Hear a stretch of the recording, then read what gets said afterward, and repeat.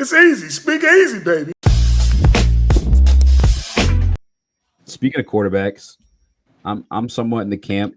I was so hyped when Dave Burkett came on and said, he had us taking a Trey Lance in his mock. Where you at with this draft for the Lions, man? I don't know, man. Like taking the third or fourth best overall quarterback, is that really something you want to do right now? Like, if we're probably gonna suck again next year, and maybe have a chance at a higher pick or a better quarterback. I don't know. It's a crazy. I believe the stat is since 2016 or something like that. No first-round quarterbacks are with their team really outside of the Mahomes class. Wait, what's that stat again? That's crazy. Yeah, Goff's gone, Wentz is gone. Like everybody that's been drafted in the first round is gone from their teams. Teddy Bridgewater was another one in there. And you go back and you look at some of those names on those lists of first-round draft quarterbacks, and it's just like, oh, man. I don't know. And honestly, I haven't watched enough film on Trey Lance. Yeah. I just know that the guy is not accurate and great. He can run. How does that work out for Baltimore? And they got the dope-ass defense, and Lamar Jackson's probably better than Trey Lance. Yeah, I think Trey's a little better at throwing the ball, though. No, his completion percentage is shit, I think. Is it? Yeah, let me look.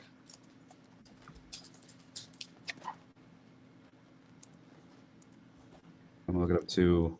I'll put it on the screen actually. For the record, even if my record don't stop. Here we go. Is it 50% or something? Yeah, 50%. Oh wait, all right, his quarterback rating is 180. Okay, what's his completion percent? 66%. Oh, that was one game though. 67%. Okay. That's not. Yeah, but does that percentage usually go up or down when you go to the pros?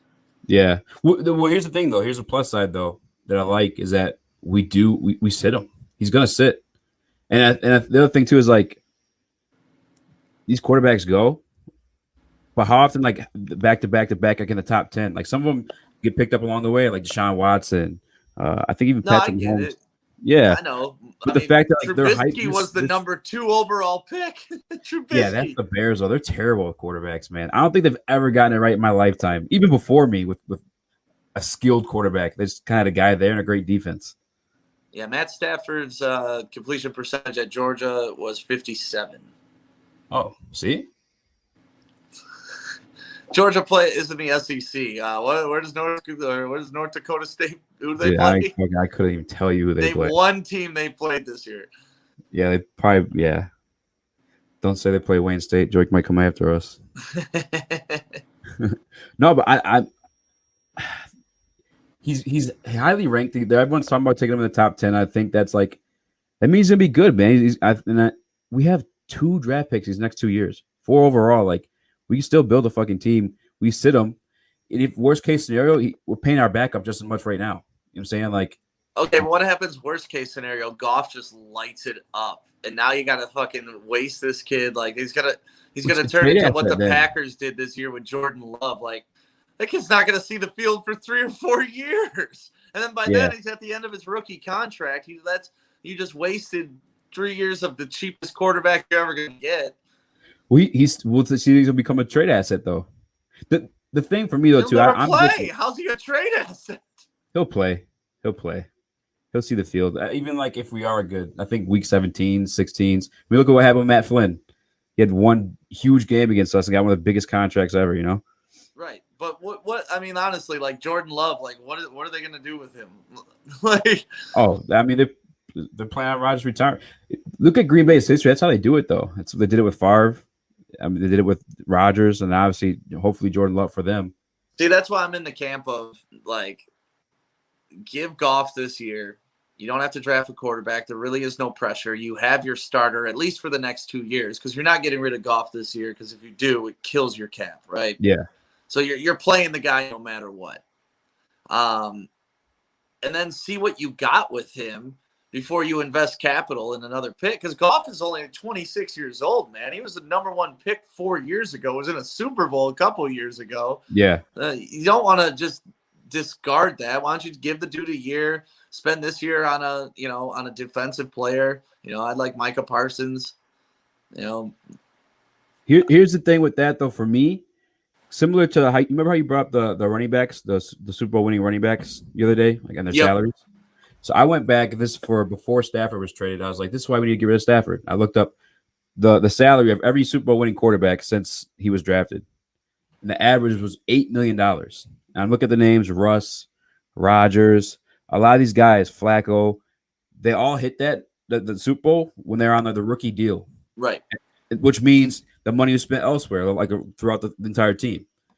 I think I want that opportunity in having like a Trey Lance start for us eventually down the line, like 2 years. And I don't want us to be in a scenario where we have to give up these the draft assets to get that guy. Yeah. See, the way I look at it though is, okay, if we spend 2 years of his rookie contract on the bench, we're really this year throwing away a cheap year that could lead to what you said. Like you're sacrificing a year of that cheap contract. It happens though, man. I mean, look, it's Mahomes, Rodgers. I mean, I'm not a big Brady guy, but even Brady, they got brought into, for sure. But that, I mean, you want us to establish a culture. You want us to have a little bit of a system. Then draft them not this year, next year, then start them 3 years in. But that's the thing. Next year, like, so say, what if we're not this high? You know what I'm saying? We're top 10 now. We're gonna get another guy. Are we gonna be in the position to take a top 10 guy, next year or the year after that? But as you said, like the top 10 guys aren't always, look at where Mahomes and Watson, they weren't the top guys. Like you get fooled by this. To me, the only quarterback I'd really want out of this draft is Zach Wilson. I mean, obviously outside of Trevor Lawrence. Yeah. No, I like Zach Wilson too. I just don't even with him. I put him in the Trevor Lawrence category where he's just not going to be there at 7. Yeah.